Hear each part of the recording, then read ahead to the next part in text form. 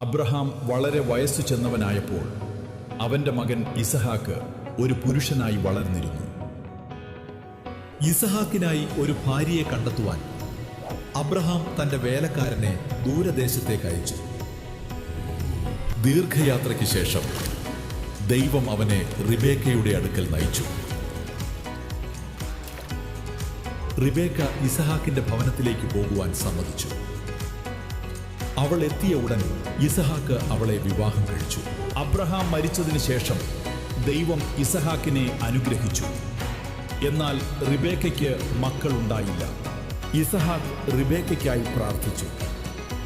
ദൈവം അവൾക്ക് ഇരട്ട കുഞ്ഞുങ്ങളെ ഗർഭം ധരിക്കുവാൻ അനുവദിച്ചു. ദൈവം പറഞ്ഞു, നീ 2 പുത്രന്മാർക്ക് ജന്മം നൽകും. മൂത്തവൻ ഇളയവനെ സേവിക്കേണ്ടി വരും. മൂത്തവൻ ഏശാവായി ജനിച്ചു. ഇളയവൻ അവന്റെ കുതികാൽ പിടിച്ച് യാക്കോബായി ജനിച്ചു. ഈ ഇളയവനായ യാക്കോബിന്റെ മറ്റൊരു പേരാണ് ഇസ്രായേൽ. യാക്കോബിന്റെ മക്കളാണ് പിന്നീട് ഇസ്രായേൽക്കാരായി അറിയപ്പെട്ടത്.